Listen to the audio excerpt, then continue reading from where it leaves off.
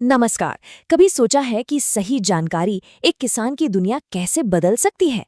आज हम उन्नत खेती के एक लेख के आधार पर यही समझने वाले हैं और देखेंगे कि कैसे सरकारी सब्सिडी किसी की भी किस्मत पलट सकती है। तो चलिए इस बदलाव के सफर को शुरू करते हैं। लेकिन कहानी में आगे बढ़ने से पहले एक बहुत काम की बात।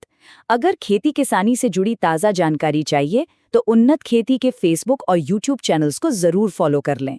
इससे हमेशा अपडेट रहने में मदद मिलेगी। छोटी सी जमीन, मौसम पर टिकी खेती और हर साल आमदनी की चिंता, ये सिर्फ कुछ शब्द नहीं है, बल्कि भारत के करोड़ों किसानों की रोज की सच्चाई है। और आज हम ऐसे ही एक किसान रामलाल की कहानी जानने वाले हैं। तो चलिए कहानी की शुरुआत करते हैं रामलाल से, जो मध्य भारत के एक छोटे से गांव में रहते हैं और हर दिन इन चुनौतियों से जूझते हैं। रामलाल के पास 3 एकड़ जमीन थी। मेहनत में तो कोई कमी नहीं थी, पर नतीजा? मुनाफा तो छोड़िए, कई बार तो फसल की लागत निकालना भी भारी पड़ जाता था। लेकिन कहते हैं ना, हर रात की सुबह होती है। रामलाल की जिंदगी में भी एक ऐसा ही मोड़ आया। और यकीन मानिए, ये बदलाव सिर्फ एक छोटी सी बातचीत से शुरू हुआ। आइए देखते हैं कैसे। एक शाम की बात है, गांव की चौपाल पर सब बैठे थे।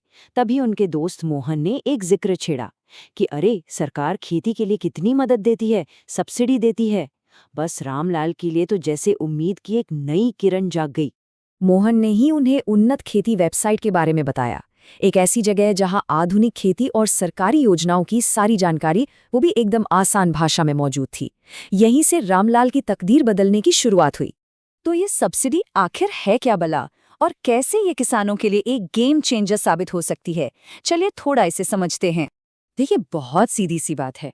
सब्सिडी मतलब सरकार की तरफ से मिलने वाली आर्थिक मदद। मतलब अगर कोई चीज, मान लीजिए एक ट्रैक्टर 1 लाख का है, तो सरकार कहेगी कि इसका कुछ हिस्सा हम देंगे।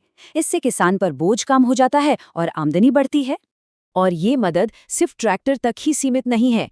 खेती के नए नए उपकरण हो, पानी बचाने वाली ड्रिप इरिगेशन हो, अच्छे बीज, खाद, सोलर पंप, यहाँ तक कि ग्रीन हाउस और पॉली हाउस बनाने के लिए भी सरकार मदद करती है।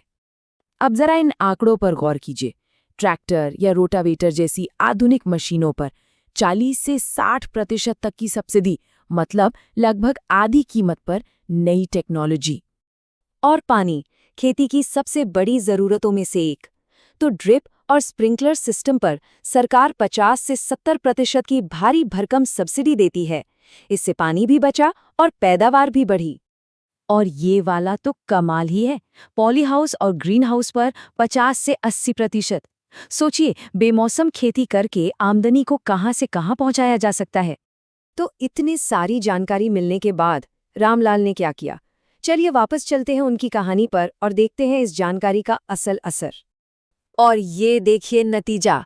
सब्सिडी की मदद से रामलाल की लागत हो गई कम, और उधर उत्पादन और मुनाफा दोनों आसमान छूने लगे।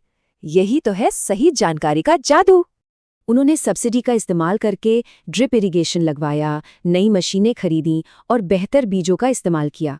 नतीजा, जो खेत कल तक बोझ लग रहे थे, आज वही सोना उगल रहे थे। लेकिन बात सिर्फ रामलाल तक नहीं रुकी। उनकी तरक्की देखकर गांव के बाकी किसानों को भी हिम्मत मिली। एक इंसान की सफलता पूरे गांव के लिए एक मिसाल बन गई। है ना कमाल? अब मन में सवाल जरूर आ रहा होगा कि भाई, इन योजनाओं का फायदा उठाया कैसे जाए? तो घबराइए नहीं, इसका रास्ता भी बहुत सीधा है। प्रक्रिया काफी सरल है। सबसे पहले अपने राज्य के कृषि विभाग की वेबसाइट पर जाना है।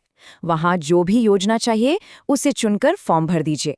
जरूरी कागजात अपलोड करने हैं और बस वेरिफिकेशन के बाद सब्सिडी सीधे खाते में आ जाती है। हाँ, अप्लाई करने से पहले कुछ चीजें तैयार रखने से काम और आसान हो जाता है, जैसे कि आधार कार्ड, जमीन के कागज, बैंक पासबुक और मोबाइल नंबर। ये सब पास हों तो प्रक्रिया फटाफट हो जाती है। तो इस पूरी कहानी का सार क्या है? यही कि आज के जमाने में असली ताकत जानकारी है। जमीन तो रामलाल के पास पहले भी थी, पर जब जानकारी मिली तभी तो तकदीर बदली। अगर ये कहानी प्रेरणा दे रही है और भी जानकारी चाहिए, तो उन्नत खेती की वेबसाइट www.unnatkheti.org पर जरूर जाना चाहिए। वहां ऐसी और भी कहानियां और योजनाओं की पूरी डिटेल मिलेगी। और हाँ, खेती से जुड़े नए नए अपडेट्स और वीडियोस के लिए उन्नत खेती को फेसबुक और यूट्यूब पर फॉलो करना बिल्कुल ना भूलें। उनका हैंडल है उन्नत खेती ऑफिशियल। तो आखिर में एक सवाल छोड़ जाते हैं, क्या वाकई सही जानकारी ही भारतीय खेती का असली भविष्य है? रामलाल की कहानी तो यही इशारा करती है। इस पर सोचना तो बनता है।